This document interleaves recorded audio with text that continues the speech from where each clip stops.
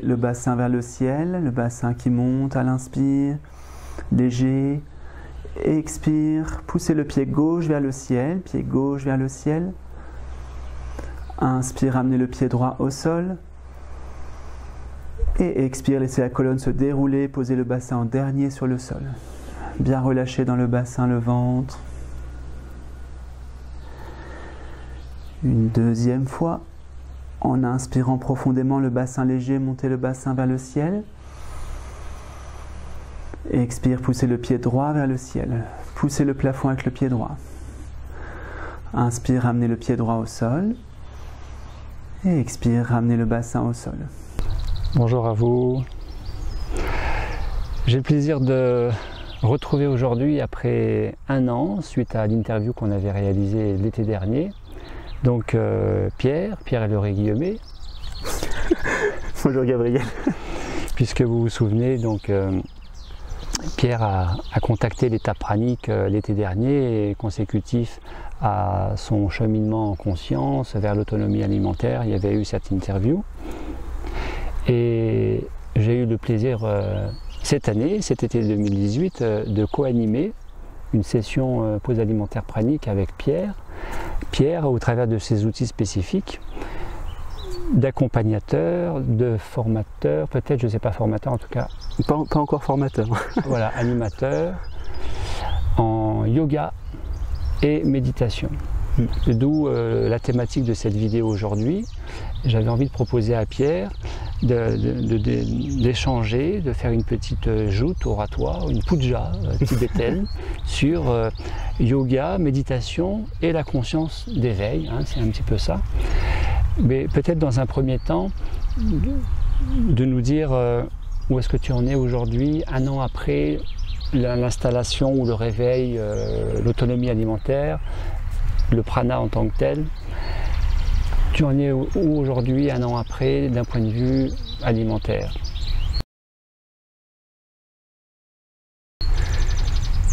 Alors, il s'est passé beaucoup de choses. Il est question de la conscience aussi. Oui.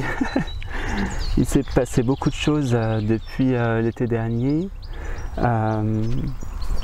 Il y a eu des phases de reprise de nourriture et puis d'arrêt de nourriture. Tout ça, c'était justement pour expérimenter et pour conscientiser finalement les choses. En tout cas, je le vois comme ça avec le recul. Conscientiser voulant dire que ça permet de les valider d'autant mieux. Voilà, hein, de valider l'effet, des aliments par exemple, et plus spécifiquement de chaque aliment. Parce que j'ai remarqué par exemple qu'il y a des aliments qui font plus fermer entre guillemets ce qu'on appelle les capteurs praniques, ou en tout cas qui font plus fermer le côté recevoir le prana, la réceptivité, ouais, que d'autres. Donc il y a des aliments qui ferment beaucoup moins que d'autres. Il y a même des aliments qui ferment aussi quasiment complètement, mais cela dit, j'ai remarqué aussi qu'une fois que la mémoire était enregistrée, je dirais au niveau intracellulaire, réveillé, activé. Réveillé, voilà, ça, activé. On ne peut pas pour moi, on ne peut pas le perdre, ou du moins on y revient beaucoup plus facilement. C'est beaucoup plus évident après. Ouais. Et donc, il y a eu des allers-retours, et après ces allers-retours, le 6 juin dernier, donc là je me suis levé un matin et il y a eu l'élan d'arrêter de prendre des repas et je ne sais pas pourquoi, de passer à ce que j'appelle la micronutrition, et en l'occurrence d'être en moyenne à 3 dates par jour, ou même des fois il y a eu des phases que sans rien du tout. D'accord. Voilà. Et en fait j'ai pu me rendre compte que là cette fois-ci je faisais beaucoup plus confiance au corps qu'avant, à l'intuition. Et la base sur laquelle j'étais, c'était comment je me sens. Et c'est juste ça, comment je me sens. Donc sans écouter les avis d'un tel et un tel, sans écouter ce qu'on lit, ce qu'on voit en vidéo et tout. Sans croire ce que dit le miroir. Voilà. Comment je me sens, et tant que je me sens bien. Il y a aussi autre chose que je me suis dit, c'est que je mangerai uniquement si je ressens réellement l'envie de manger, mais l'envie au niveau estomac, pas au niveau... au niveau émotionnel, mais au niveau mentale. Et bon, là j'ai triché un peu parce que en fait, depuis tout petit j'ai jamais ressenti l'envie de manger avec l'estomac. Donc ça aide un peu. Tu l'avais dit effectivement. Ouais. Et puis à part de rares exceptions, je suis resté avec ce mode alimentaire. Et puis ça s'est ancré. Au début, effectivement, il y a eu une perte de poids ça me semble tout à fait naturel. Ouais. Ça s'est stabilisé assez rapidement, dans les 15 jours après ce rebasculement. Et puis après, c'est resté pérenne, avec l'énergie qui monte, le sommeil qui diminue, tous les critères, les paramètres qu'on reconnaît. La joie, n'en parlons pas. La joie. Les cheveux qui arrêtent de tomber au bout d'une semaine, la vision qui redevient très claire, je vois très très bien au loin, alors que d'habitude quand je mange physique je vois flou. Il y a un voile qui se pose. Hein. Ouais, surtout le sucre blanc en passant. Et puis l'audition aussi, tout en fait, tout devient plus déployé. Et aussi j'ai pu conscientiser aussi ce qui m'a amené là aussi, c'est que je me suis rendu compte à un moment donné de ce que fait chaque aliment sur le corps. J'avais lu plein de choses, par exemple le sucre blanc c'est pas bon, mais j'avais pas réellement pris conscience de ce que ça fait vraiment dans le corps. C'est ça, donc, en termes de ressenti. Voilà. Et donc en termes de ressenti, maintenant quand je mange le sucre blanc en conscience, je vois tout de suite, ça fait vraiment comme si je mangeais de l'acide chlorhydrique dans mon estomac, ça brûle. Et je vois que ça le fait pas. Le gluten par exemple, c'est pareil, tout le monde dit, beaucoup de gens disent que c'est pas bon pour le corps et j'avais pas conscientisé. Maintenant je le sens à l'intérieur des intestins, l'irritation, etc. De type chaleur, de type feu. Ouais, c'est ça, quelque chose et un inconfort, quoi. Un inconfort. Ce qui passe le mieux, c'est certains fruits et pas tous les fruits, parce qu'il y a des fruits comme l'abricot par exemple que le corps trouve très acide et me le dit tout de suite. Donc c'est vraiment ici, c'est le corps qui dit. Et du coup, ça se fait beaucoup plus dans l'harmonie et avec beaucoup plus de douceur. Puisque finalement il n'y a qu'à, entre guillemets, il n'y a qu'à écouter le corps, quoi. C'est tout. Et ça se fait très bien, puisque ce qu'on veut c'est aller bien. Donc on ne va pas manger quelque chose qui nous fait nous sentir pas bien, quoi.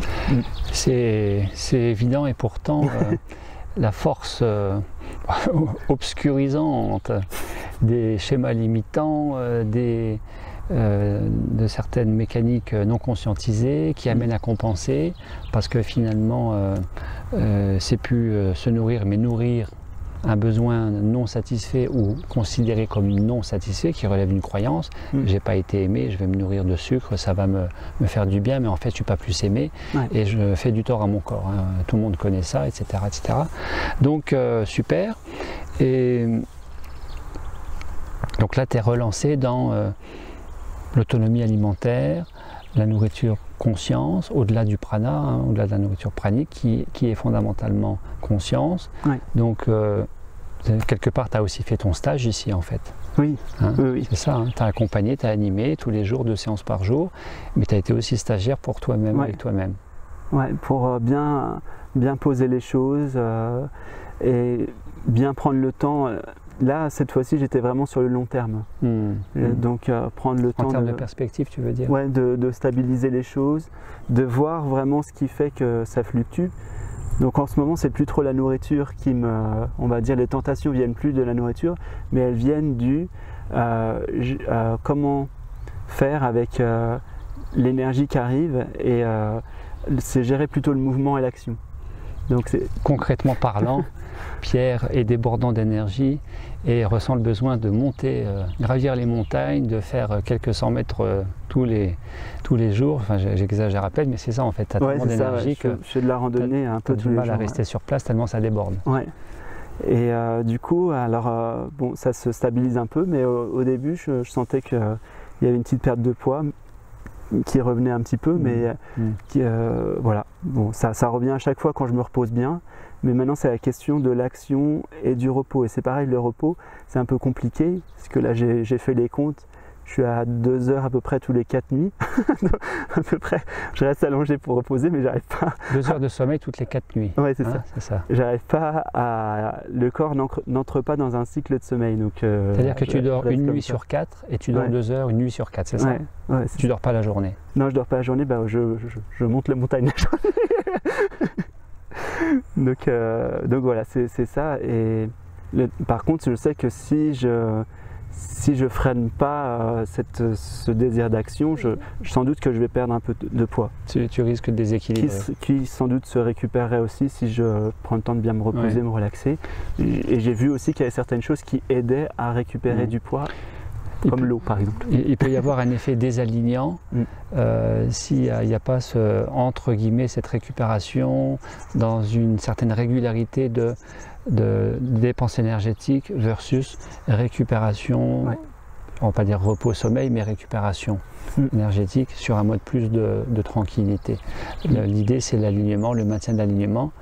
Et je ne suis pas sûr que ce soit simplement énergie, énergie, énergie, donc on y va, on dépense l'énergie.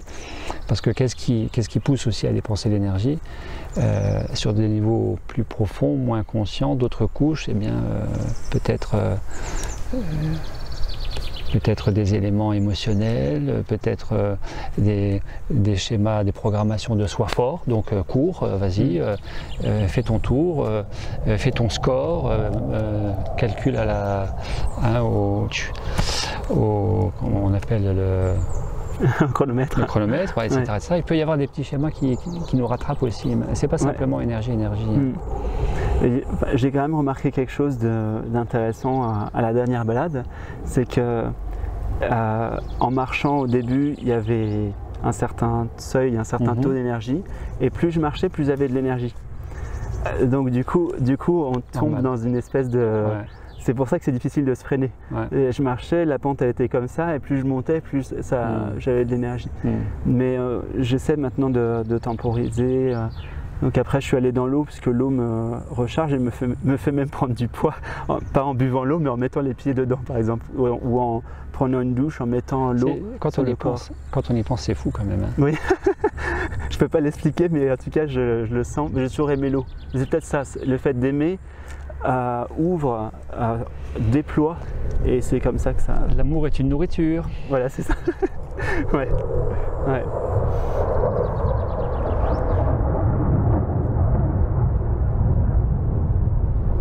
Puissance vibratoire vient de s'exprimer au moment où nous parlons de l'amour. En Inde, on dit quand on dit une vérité, une cloche sonne. Là, c'est carrément... Bon, bah c'est super. Donc, tu es relancé, magnifique. Oui. Alors, yoga, méditation, conscience. Tu es à l'œuvre dans ce domaine au travers de ces deux approches, yoga et méditation. Méditation plus statique, yoga plus dynamique, comment tu présenterais tes outils, ton approche, ta méthodologie, pédagogie, et puis au travers de tout ça, quel lien on pourrait faire entre yoga, méditation et conscience? Alors là, c'est champ libre. Ouais. Bah, tu vois, là, en t'entendant parler, je me rends compte que les deux sont en train de se mélanger. L'immobile et le mouvement est en train de se mélanger. Puisqu'en cours de yoga, finalement, je parle très souvent de la conscience, de là où on place la conscience, de sentir le calme en arrière-plan du mouvement. Donc ça veut dire, même si on bouge, percevoir l'immobilité derrière ce mouvement. Et en méditation, je parle aussi très souvent de sentir, comme ce matin, vibration, pétillement, le vivant qui s'exprime comme une... fourmillement, circulation. Ce matin, c'était très circulation. Et en fait, le vivant est dans le mouvement est dans l'immobilité, l'immobilité dans le mouvement. Il y a une fusion à un moment donné. Ce que j'allais dire, quand bien même immobilité, à l'image de l'arbre, puisque la thématique ce matin, c'était l'arbre. L'immobilité de l'arbre. Les trois secrets de la nourriture en conscience, de la nourriture pranique. Immobilité, silence, verticalité. Et on sait aujourd'hui que l'arbre est loin d'être immobile avec les dernières découvertes. Et on sait même qu'il communique. C'est ça, il est ni immobile ni silencieux, mais il est vertical. c'est ça. Ça, Ouais. c'est imparable. Il est stable. Et, oui, bah, ça. Donc, spécifiquement, en termes de yoga, c'est quoi ton parcours pour aujourd'hui accompagner dans la pratique du yoga? Comment toi-même tu t'es amené à ça? Bah, ça m'est un peu tombé dessus quand j'avais 19 ans. J'ai eu une expérience assez forte avec l'intériorité, que je décris dans la première vidéo. Et du jour au lendemain, j'ai commencé à méditer de manière assez intense. Intensive, ouais. Au moins 6 fois par jour et sur des périodes assez longues. J'étais comme assoiffé de méditation. Et puis en fait, mon parcours, c'est un peu comme ça, je l'ai appris après, que le yoga a été créé. C'est-à-dire que les premiers yogis, c'était des sages qu'on appelle les rishis en Inde. Donc les rishis, c'est-à-dire ceux qui voient. Et les rishis, ils voulaient comprendre qu'est-ce qu'on fait là, pourquoi on est là, etc. Où est la vérité là-dedans. Au début, ils ont cherché dans l'extériorité, et à chaque fois qu'ils avaient une réponse à une question, 10 autres émergeaient. C'est ça. Au bout d'un moment, ils se sont rendus compte qu'ils ne trouveraient jamais rien de stable et une réalité absolue en allant chercher dans la manifestation, donc il n'y avait pas de fin. Donc ils ont fait un demi-tour à 180 degrés. L'événement, pour les yogis, c'est l'événement le plus important de l'humanité. Quand les humains ont compris qu'il fallait faire un demi-tour et arrêter de chercher dans ce qui est perçu, mais chercher dans ce qui perçoit. Donc revenir à la source, à la conscience. Et à partir de là, ils ont médité beaucoup. Et à un moment donné, ils se sont rendus compte que le corps ne suivait plus. Donc ils ont dû inventer des moyens de dynamiser le corps, de détendre le corps, de renforcer le corps. Ça. Et c'est comme ça que le yoga est né, par toutes sortes de mouvements qui permettent de dégager les circuits énergétiques, muscler le corps, pour tonifier pour pouvoir rester longtemps immobile et assouplir en même temps. Donc le yoga culmine dans l'état méditatif, c'est le but du yoga. En fait, il n'y a aucun autre but. D'ailleurs, étymologiquement, yoga, yug, c'est l'échelle de Jacob. C'est la reliance, la verticalité. Yoga veut dire grosso modo union, quoi. C'est ça, d'unité. C'est ça. Qui est en fait la fin de la souffrance. La souffrance de l'homme est liée au sentiment de séparation. Il n'y a aucune exception. Tous les humains souffrent parce qu'ils se sentent séparés. Et lorsque ce sentiment de séparation est reconnu comme une illusion, c'est une reconnaissance, et bien à ce moment-là, il n'y a plus de, comme tu dirais, il n'y a plus de dualité. Et peut se produire l'éveil. C'est l'éveil. L'éveil est la fin du sentiment de séparation. Et donc, enfin, on réalise ce que tout le monde veut vraiment. C'est pour ça que je pose souvent la question aux gens, qu'est-ce que tu veux vraiment? C'est-à-dire être, un état d'être. Pas un faire, pas un avoir, mais être. Et être, c'est paix, amour, joie, unité. Tout le monde veut ça. Si on se pose la question, c'est ce que tout le monde veut. Donc voilà, c'est ça. Et je me suis rendu compte avec ce processus pranique que finalement le yoga avait été créé par des praniques pour des praniques. Au bout du compte, il y a beaucoup d'exercices de yoga, je me suis rendu compte, qui étaient faits pour ouvrir les capteurs praniques. Parce que c'est la conscience même. Oui, c'est ça. Il y a beaucoup d'exercices, par exemple, qui vont dynamiser au niveau de la glande pinéale.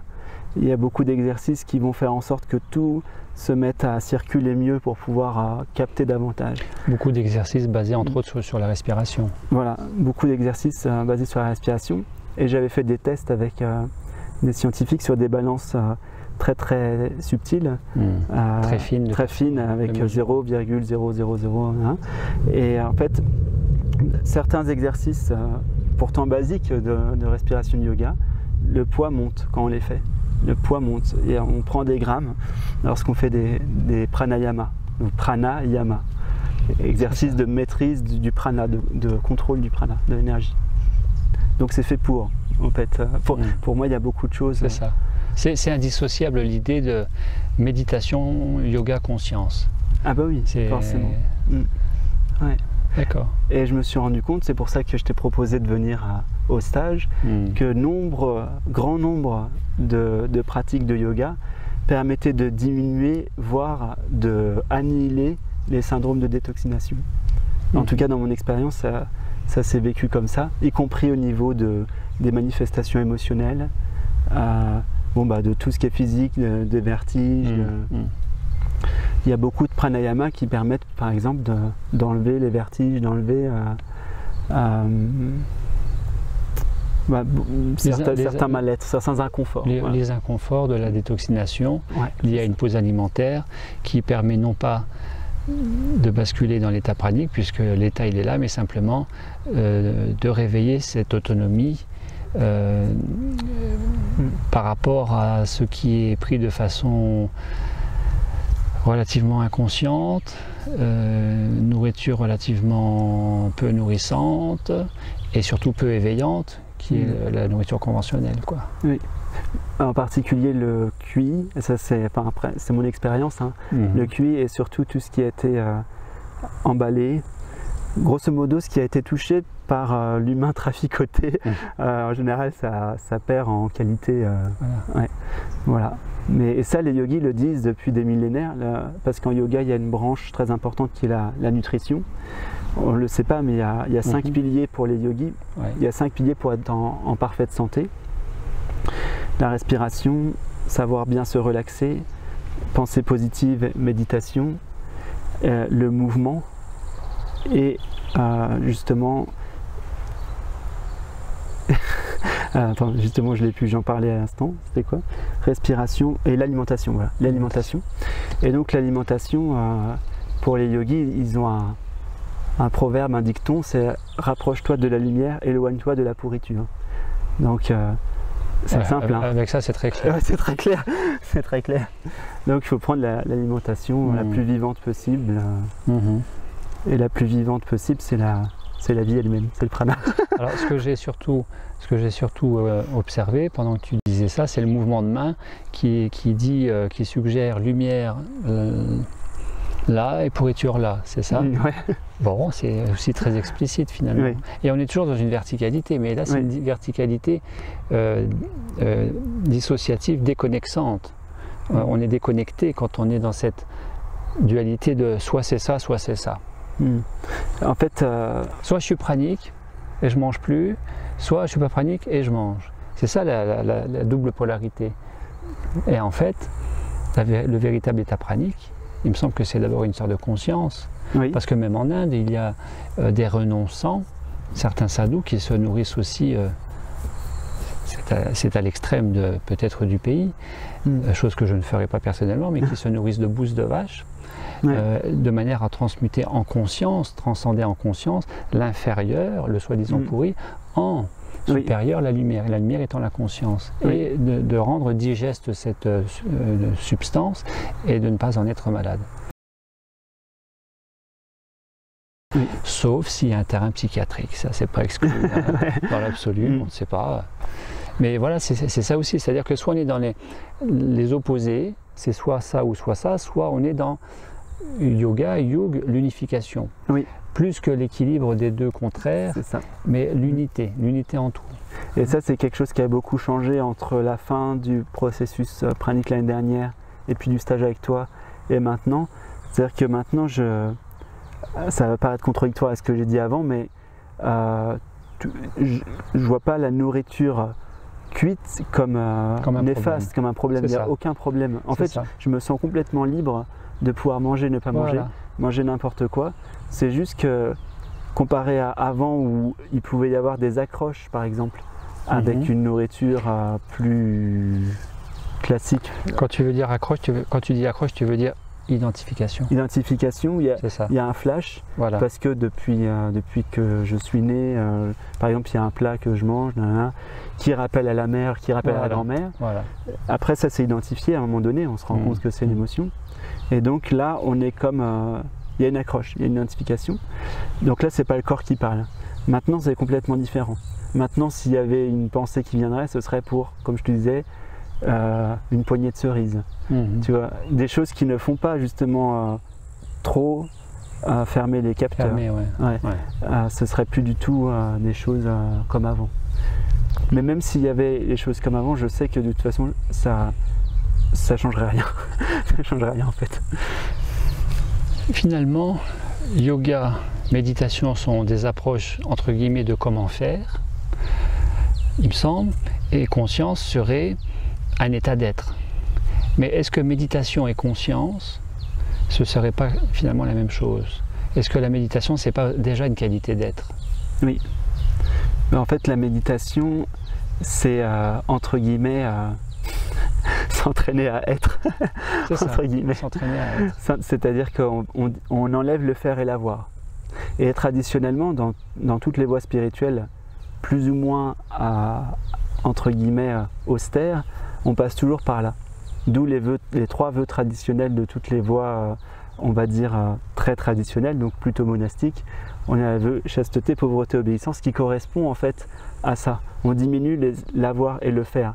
Faire, tu ne l'as plus quand tu es en obéissance, parce que tu as le choix de rien, on te dit fais ça, fais ça. Voilà.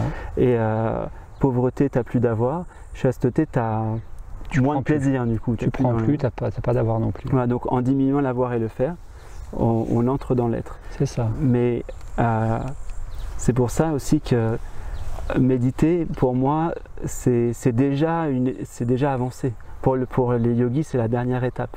Il y a d'autres choses bien avant ça. Voilà. Savoir se relaxer, savoir bien détendre le corps, savoir bien respirer, etc. La relation à la nourriture, la distinction, ouais, c'est ça. etc., etc. Connaissance. Et après, on peut se poser tranquillement et puis savourer juste cette détente.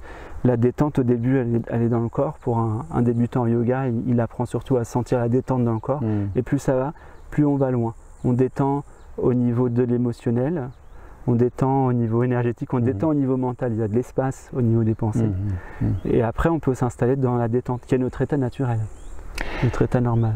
Donc, quel type de yoga, s'il y avait un intitulé, une approche, une école, une voie, quel type de yoga tu utilises et tu pratiques en accompagnement de sessions, d'ateliers, de groupes? Traditionnellement, il y a 4 yogas. Depuis des millénaires, il y a 4 yogas. Donc il y a le Raja Yoga, qui est un yoga plutôt scientifique, où on utilise des techniques, des méthodes, comme les pranayamas, etc., des pratiques énergétiques, etc. Tout ça, c'est fait pour amener à la réalisation de ce qu'on est réellement, la conscience. Donc Raja Yoga. Le deuxième traditionnel, c'est Bhakti Yoga, un yoga plus dans la dévotion, où on utilise le chant, parce qu'il y a le yoga du chant aussi, on ne connaît pas, et il y a le yoga de la danse aussi. Donc ça, c'est plus un yoga pour l'ouverture du cœur, un yoga plus doux. Il y a le Jnana Yoga, qui est le yoga, on va dire, plus philosophique et introspectif, où on va lire des textes, se questionner, comme on a fait hier, qui es-tu, etc. Et puis il y a le Karma Yoga, pour les personnes qui sont plutôt actives, c'est ce que je te disais tout à l'heure, le yoga du service désintéressé, de simplement la méditation dans l'action. Par exemple, le Karma Yoga pourrait être se nourrir. Je connais quelqu'un qui a réalisé le soi par la nutrition. Son Karma Yoga, c'est de se nourrir, de nourrir les autres, puisqu'il est cuisinier, et de faire tout en étant hyper conscient, conscientisant les effets de chaque chose qu'il mange, etc. Donc chaque action, on est là, ici et maintenant. Si vous tombez vers le côté gauche, vous mettez la main gauche sur le côté, comme c'est pas très stable. Sinon, vous gardez les 2 mains sur le pied et vous relâchez complètement la tête, la nuque, le dos, laissez faire la pesanteur. Vous respirez là où vous sentez des tensions. Ça peut être dans la jambe, le bas du dos. Et ici, on va prendre 6 respirations profondes, en gonflant bien le ventre à l'inspire. C'est l'inspire qui vous étire, en créant de l'espace. Et à chaque expire, vous laissez la tête encore plus relâchée à chaque fois. Chaque expire, vous relâchez complètement. Peu importe que la jambe soit tendue ou non, on s'en fiche.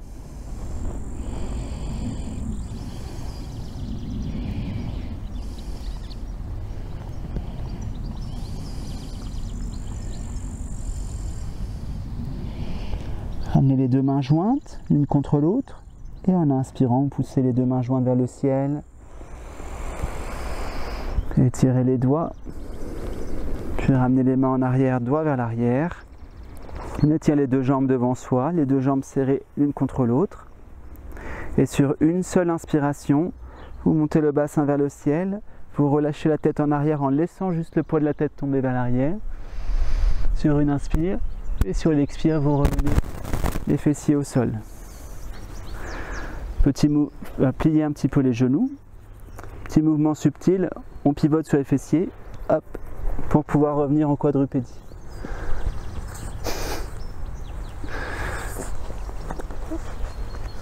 Dans la quadrupédie, comme tout à l'heure, on vient déposer le genou gauche, cette fois genou gauche entre les deux mains, la jambe droite qui s'étire vers l'arrière.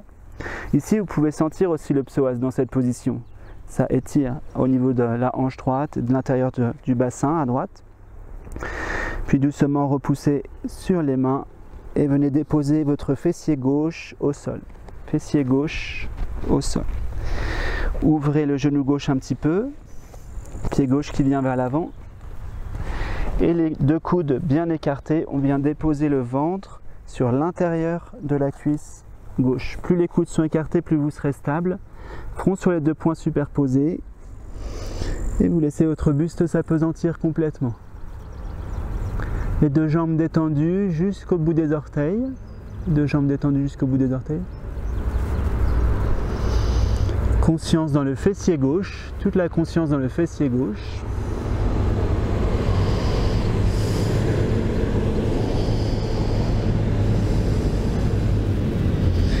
Et si c'est confortable, vous enlevez le point droit. Si c'est confortable, vous venez uniquement sur le point gauche.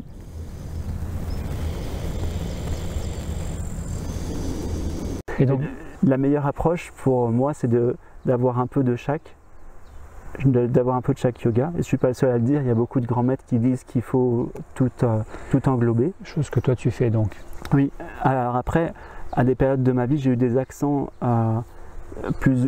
j'ai eu une période très dévotionnelle, il y a eu donc très bhakti yoga, il y a eu, où je répétais beaucoup des mantras dans le cœur, je chantais beaucoup. Il y a eu des périodes très introspectives, qui suis-je, il y a eu des périodes où j'ai fait du service dans les ashrams, et puis il y a eu des périodes où j'étais plus dans la posture, les pranayama, etc. D'accord. Donc en fait c'est par période en général. Donc tu as une palette d'outils assez large qui couvre tous ces aspects. Oui, parce qu'en fait, malheureusement ou heureusement, il n'y a pas de méthode. On arrive et on dit, tiens voilà, tu veux connecter la conscience, entre guillemets connecter, puisqu'on est déjà la conscience. Il n'y a pas de recette toute ficelée. C'est ça, on ne peut pas dire, voilà, tiens c'est la méthode. Ça doit être adapté au style, entre guillemets, de la personne qui vient, puis de son vécu. Puis voilà, ça dépend. D'accord. Donc pour certains, ça va être très bien le mantra. Pour d'autres, ça ne va pas du tout aller. Il faut passer par autre chose. Il faut passer par le corps. Voilà. Pour d'autres, ça va être plus l'introspection, le questionnement, etc. Donc ça dépend de chacun. En termes de méditation, quelle est ton approche? Quels sont tes outils? Et bien là, c'est exactement pareil. On l'a vu au stage. Il y a des personnes, par exemple, qui sont la plupart des gens sont plutôt visuels quand même. Quand on leur raconte quelque chose, ils voient les images. C'est à peu près tout le monde comme ça. Mais il y a certaines personnes qui ne sont pas du tout visuelles. J'ai une élève, elle ne voit rien, même les couleurs, elle ne voit pas. Si je dis rouge, elle ne voit pas rouge. Donc là, il faut passer par un autre biais. Sinon, elle ne peut pas suivre la méditation. Bien sûr. Donc ça va passer par le son, ça va passer par le ressenti. Ça va passer donc le ressenti physique ou le ressenti énergétique si la personne a plus de sensibilité. Ou certains concepts, par exemple, lui parlent beaucoup. Certaines personnes, quand je leur dis « sentez la paix », elles ne sentent pas la paix. Mais elle, si je lui dis « sentez la paix », tout de suite, elle connecte. La paix lui évoque un état d'être tout de suite. Donc ça dépend vraiment de chacun. Il faut prendre l'approche, c'est pour ça qu'idéalement, si on veut aborder la méditation, on prend toutes les approches possibles, tous les angles d'approche, et après on prend ces outils qui nous parlent le plus. Et je dirais, c'est un peu la même chose aussi pour la nourriture pranique, c'est de prendre son approche qui nous convient le plus, qui est la moins violente pour nous, ce qui ne veut pas dire que c'est pas violent pour l'extérieur. Parce que, comme tu disais, pour certaines personnes, être complètement à l'eau du jour au lendemain, et puis, je sais pas, faire 6 heures de sport par jour, ça va leur convenir, j'exagère un peu. Et puis pour d'autres, ça va pas être le plus confortable. Pour d'autres, tu vas faire une descente alimentaire sur des mois. C'est pour ça que le principe du processus des 21 jours de nourriture pranique, c'est pas un processus qui convient de toute façon à tout le monde, parce qu'il y a bien des approches parallèles et convergentes et non pas indépendantes les unes des autres, et que chacun a une personnalité, un historique de vie, des mémoires, un fonctionnement dans le domaine mental, émotionnel, un cadre de vie, et qui fait que le processus de 21 jours, c'est une initiation, mais qui de toute manière ne convient pas forcément à tout le monde. Et bien des gens ont connecté tellement de conscience dans d'autres approches, et pas que alimentaire en plus. Donc c'est vraiment liberté ou libre arbitre de chacun, comme on veut. Hein. On pourrait aussi en discuter. C'est surtout de suivre l'élan. Si on force les choses, ça aussi je m'en suis rendu compte, si on force les choses, il y a comme un mécanisme qui se met en place et qui va nous ramener dans l'autre opposé. Si on force en nourriture pranique, il y a comme le corps qui va parce qu'en fait les cellules nous parlent. C'est possible de parler aux cellules, ça paraît... aux cellules du corps. Aux cellules du corps. Et donc, à un moment donné, si on force, il va y avoir besoin d'une compensation, et donc on va faire le yo-yo tout le temps. C'est pour ça que, dans mon expérience, il vaut mieux y aller développer cette écoute. Et en plus, on parle vraiment de conscience là, parce que là, il faut être très à l'écoute. Voilà. En quantité, en qualité, qu'est-ce qui nous fait du bien vraiment, à tous les niveaux de l'être, pas juste émotionnel. Comment développer la conscience, comment connecter, vivre la conscience, comment être conscience, comment être plutôt que faire et avoir. Eh bien, à la base, tu dirais l'écoute, l'auto-observation, le retournement du regard, favoriser le ressentir.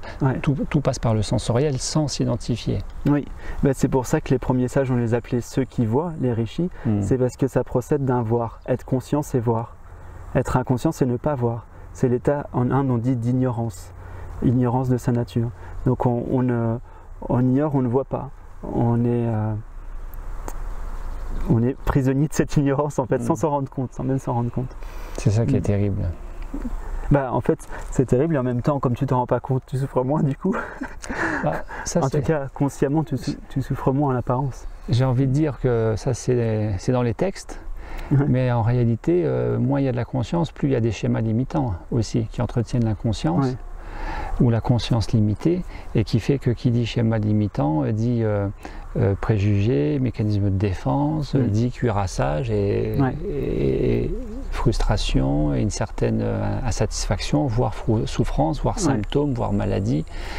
La conscience, c'est ça aussi le pendant. Hein. La conscience va amener à un moment donné des pics de souffrance pour nous réveiller. C'est ça. Pour nous, la souffrance, on dit en Inde, est une amie qui nous ramène à la maison. Donc elle est là pour nous secouer. C'est comme si on dort dans la jungle, il y a des tigres qui tournent autour de nous, et il y a la souffrance qui nous dit réveille-toi, t'es en danger. Retourne à ton état naturel, à l'unité. Voilà. Et donc il faut remercier, on fait comme on veut, mais il y a toujours un message. La souffrance vient toujours avec un message. C'est pas gratuit, il y a pas de... La conscience ne joue pas comme ça à faire du mal, créer de la souffrance, non. La conscience est paix, joie, amour, c'est l'état naturel de l'être, et l'état du bébé en témoigne. Un bébé de 3 mois ne naît pas avec haine, colère, peur, désir, tous les trucs liés à des programmations. Tout à fait. Et ce que le yoga permet de façon caricaturale, c'est-à-dire développer ou retrouver davantage de souplesse avec le corps, le bébé, lui, à la naissance, il l'a. Exactement. C'est ça aussi. Le manque de souplesse du corps est souvent aussi très lié avec le vécu, c'est dans la tête, quoi. Très souvent. Et même à des endroits précis, on peut même raconter, on peut savoir ce que la personne vit en voyant là où elle est plus ou moins souple. Ça correspond tout le temps. Bien, super. Yoga, méditation, nourriture en conscience, prana. Est-ce qu'il y a quelque chose on a fait un petit peu le lien avec tout ça, ces thématiques, ces sphères, et finalement tout converge à tout. Oui. Le tout et le rien peut-être en même temps. Et c'est ça, en fait ça fait comme une boucle. pour moi, la nourriture pranique, lorsque ça s'est imposé, c'est venu de la joie d'être. Et pour au final, boucler la boucle. C'est comme une revalidation, une incarnation au niveau pleinement cellulaire, au niveau de l'être à tous les niveaux, pas que de la cellule, mais à tous les niveaux, de cette joie, comme si ça jouait à enlever tous les filtres qui pouvaient encore y avoir. Ce qui veut dire que dans ton parcours, depuis l'année dernière, ce qui t'a aidé, c'est en plus de ne pas forcer, de ne pas vouloir outre mesure, mais surtout d'être dans l'acceptation et l'accueil et le laisser faire, l'ouverture. Oui. Et vivre chaque expérience dans la joie, sans aucune culpabilité. Parce que des fois, il y a des allers-retours quand on essaie de forcer un peu. Bon, tu as connu ça, je pense que tout le monde connaît ça. Donc, il y a des moments où on va manger quelque chose, on sait très bien que c'est pas bien, mais on le mange. Et à ce moment-là, c'est intéressant. C'est là où justement, c'est intéressant d'être très conscient à ce moment-là. Parce que là, on apprend beaucoup. On apprend sur pourquoi on mange, qu'est-ce que ça nous procure. Et il y a des milliers, il y a une infinité de pourquoi on mange. Si on est à l'écoute, dès qu'on a la réponse de pourquoi j'ai envie de manger, on n'a plus besoin de manger. Au début du stage, il faisait un peu froid dans la voiture. À un moment donné, j'avais exemple magistral. Exemple magistral. Et là, je sens, tiens, il y a un désir de manger qui arrive. Ok. Donc je demande au corps. Puisque Pierre, pendant ce stage, n'a pas bénéficié d'une chambre, mais a aménagé sa voiture, qui est une voiture break, et très confortable par ailleurs, j'ai testé, et à 1000 mètres d'altitude dans le Cantal, donc les nuits sont un peu fraîches. Voilà. Et donc là, je sens un désir de manger, et je demande au corps pourquoi, et en fait la réponse c'était parce qu'il avait un peu froid, et j'étais en résistance pendant des heures, en résistance. Disons qu'il avait froid. Tu essaies de te réchauffer. Voilà, j'essaie de me réchauffer autrement. Et donc le corps, il a exprimé le désir de manger parce qu'il voulait se réchauffer. Mais c'était pas tout de suite conscientisé. Donc quand j'ai conscientisé ça, je dis ok. On parle au corps, je dis bon, pas de problème. Je mets un duvet bien chaud qu'un ami m'a prêté. Et là, dès que le corps a eu chaud, pouf, le désir de manger est tombé. Et ça, c'est pareil pour tout en fait. Pareil pour tout. Il y a eu un autre désir de manger qui est venu, c'est comme je t'ai dit, quand ma compagne est partie faire un tour avec un ami, loin d'ici, tout ça, et rien que le fait de se dire ah je vais pas la revoir, il y a une petite, c'était à peine conscient, c'était vraiment dans le subconscient, il y avait une petite, je sais pas, frustration, je sais pas quoi, et en fait ça a suffi pour qu'il y ait l'envie de manger, et dès que ça a été conscientisé, dès que ça a été vu, dès que ça a... Donc j'ai dit, bon bah, mais c'est pas de problème, tu vas la revoir, puis il n'y a pas de problème. Puis en fait, on n'est pas séparés, en fait. Je la sens ici. Donc du coup, là, hop, c'est pareil, ça a plus eu envie de manger. Une émotion non canalisée, non identifiée, est source d'un possible désalignement, déséquilibre, amenant une envie compensatrice par la nourriture, en l'occurrence le sucré, ou autre chose, croyant, qui est encore une illusion, que ça va nous rééquilibrer, nous amener vers le mieux-être et de se sentir enfin bien. Et c'est là où on se trompe. C'est là où on se trompe. Cela dit, quand le corps dit il faut que je mange, il a quand même raison quelque part, puisqu'il y a perte de poids dans mon cas si l'émotion n'est pas entendue. Donc il y a deux façons. Soit j'entends l'émotion, à ce moment-là, le poids revient, soit le corps a raison et dit la vérité, il faut que tu manges, sinon si tu continues comme ça, si l'émotion perdure et grossit, on va dire, là il y aura chute de ce que tu appelles l'alignement. C'est ça. Et dans mon cas, l'émotionnel est quasiment tout le temps la source de perte de poids. C'est évident, quoi. Émotion, ex movere, être placé hors de, quitter le centre. Et du coup, c'est énergivore, comme tu dis. C'est énergivore. Tout le monde connaît ça. Oui. Oui, dans une grosse colère, après on est très fatigué, ou une tristesse, ça pompe. Un fort stress, il n'y a pas de stress sans émotion. Un fort stress, c'est énergétivore et peut mettre à plat et même somatiser une défaillance comme un infarctus ou autre chose. Oui, c'est ça. Très bien. Comment sceller cette triade yoga, méditation, conscience, encore un peu plus que ce que nous venons d'évoquer jusque-là.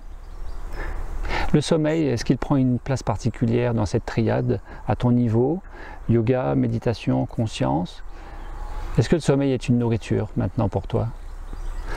Ben, en fait, maintenant, j'appellerais même plus ça du sommeil, ouais. Puisque j'allonge le corps et puis il y a toujours une conscience qui est là, qui veille. Mais par contre, je dirais que le silence, la détente, la relaxation, l'état de repos, de se déposer, comme tu dis, ça permet au corps de recharger. C'est récupérateur. Ouais, c'est récupérateur. Et tu ne parlerais plus tellement maintenant de sommeil, mais plutôt de veille en réalité. Ouais, c'est ça, c'est plutôt de la veille pendant que le corps se repose. De veille. Ouais. C'est-à-dire entre guillemets, d'un sommeil au niveau physique qui est récupérateur, mais d'un sommeil lucide, éveillé, état de veille. Demi-sommeil, c'est ça? C'est ça, ça s'apparente à un état méditatif en fait. C'est ça, ouais. Donc dans mon expérience, ce que tu as dit, ça a fusionné quelque part, tu vois. Et la relation au temps là-dedans, le temps dans tout ça, au niveau du sommeil, au niveau de l'état méditatif, au niveau de l'état d'alignement relatif à une pratique de yoga, la relation au temps, qu'est-ce qu'elle dit elle? Eh bien, depuis des millénaires, les yogis disent que la façon de manger modifie l'activité du mental. Donc, selon ce que tu manges, on sait exactement comment tu vas penser. C'est clair et net. Du coup, quand on passe en nourriture pranique, on a moins de pensées, beaucoup moins de pensées. Mais en même temps, on a plus de créativité. Il y a comme un paradoxe. On est plus créatif, on est plus inspiré. Ce qui n'est pas tout à fait la même chose. Hein. Pensée, créativité, pensée, inspiration, c'est pas tout à fait la même chose. Ouais. Mais voilà, c'est deux pôles. Il y en a moins d'un côté, il y en a plus de l'autre. C'est ça. Ben, en Inde, on met une différence entre manas, qui est le blabla du mental, et buddhi, qui est l'intelligence éclairée. On pourrait dire buddhi, qui vient de Bouddha d'ailleurs, qui est la source de l'inspiration. Et cette inspiration, elle vient du silence en réalité. Parce que être est silencieux. L'être que nous sommes est totalement silencieux. Et s'il y a réellement silence, comme je disais à la méditation ce matin, s'il y a réellement silence, il n'y a pas de pensée. S'il n'y a pas de pensée, il n'y a que maintenant. Parce que la pensée, c'est du temps, obligatoirement. Pour qu'il y ait un déroulement temporel, il faut avoir la pensée, le souvenir d'avant et la projection dans le futur. S'il n'y a aucune pensée, il n'y a pas de temps. Il n'y a que ce qui est maintenant. Et il n'y a pas de collage ajouté sur ce qui est perçu. Comme ce matin avec les mouches. On entend des vibrations dans l'espace, mais c'est plus des mouches, c'est vibrations dans l'espace. Il n'y a pas de concept ajouté, mouche. Et donc dans ce cas-là, on connecte, enfin c'est pas qu'on connecte, c'est qu'on réalise le vécu réel. Et le vécu réel, ce n'est pas une vie qui se déroule avec j'ai quelque chose à accomplir, quelque chose à devenir, mais le vécu réel, c'est que tout est accompli maintenant. Maintenant, tout est accompli. Maintenant, ne cherche pas à accomplir quelque chose. Ça, c'est la pensée. La pensée dit qu'il y a une incomplétude. Mais si on enlève la pensée, il n'y a pas d'incomplétude. Tout est complet maintenant. Alors, si tout est complet maintenant, ma foi... Tout est dit. Peut-être tout est dit, il ne reste plus qu'à vivre. C'est ça. En étant, être, pour pleinement vivre. Et serais-tu partisan de cette vision des choses quant au fait d'avancer que de vivre pleinement au présent et la nourriture en tant que telle? Alors d'avancer, c'est-à-dire c'est un cheminement, la nourriture à conscience, ouais, c'est un cheminement. Ce que j'avance, avancer, mettre en avant, ce que je mets en avant. Oui. Je mets en avant qu'il y a un arbre dans le pré. C'est pas avancer, c'est pas ça. Ouais. Si j'avance que vivre pleinement le présent, c'est être nourri. Oui. Ben oui. Donc yoga, méditation, pause alimentaire pranique, pause alimentaire font partie de ces approches parmi tant d'autres qui permettent de connecter à la conscience du du être au présent, C'est ça. hein, c'est ça, et qui est en soi nourriture. Oui, parce qu'on a parlé de l'émotion qui décentre, mais toute projection dans l'avenir avec un attachement décentre aussi. Donc je veux absolument être pranique, comme tu dis, ça ne fonctionne pas. Ça ne peut pas tenir. Ça peut peut-être tenir sur le court terme, mais ça ne peut pas tenir. Pourquoi? Parce que ce n'est pas ce qu'on veut vraiment. Encore une fois. Donc il y aurait une insatisfaction sous-jacente, donc une souffrance à un moment donné, et donc ça ne tiendra pas. Pour que ça tienne, il faut que ça soit lié à l'état d'être. Joie, amour, paix, les trois principales. Après il y a harmonie, unité, etc. Au présent. Au présent, c'est forcément au présent, on ne peut pas se projeter. C'est ça. Ouais. C'est le vécu direct, sans concept ajouté. C'est une fois encore passionnant, c'est spatialisant, ça donne de l'espace. Ah oui. Plus que de la perspective, ça donne de l'espace et ça reconnecte dans ce que je peux ressentir là, immédiatement, à cette notion du vide plein, et même mieux, d'une certaine plénitude du vide. C'est un petit peu ça, oui. Ou complètement, comme on voudra. Ouais. C'est ça, hein, en fait. Exactement. Si on enlève l'étiquette mentale que lorsqu'on n'est plus dans le champ perceptif, c'est-à-dire toutes les perceptions, c'est vide et il n'y a rien, ce que la plupart des débutants en méditation me disent, c'est vide, il n'y a rien. Si on enlève le concept de c'est vide, il n'y a rien, on se rend compte que c'est vivant et c'est très plein. C'est même saturé en fait. Et la science le confirme maintenant, le vide quantique est énergie infinie, donc ça fusionne. Énergie infinie et un vaste champ informationnel, donc ce n'est pas vide, c'est plein. C'est de là que émergent tous les possibles à l'infini, donc c'est loin d'être vide, c'est ça. Tout émerge de ce vide. Bon, peut-être une petite touche finale pour confirmer que c'est du bon. En touche finale, je dirais ce que je dis souvent aux gens, c'est de toujours suivre l'élan du cœur avant toute chose,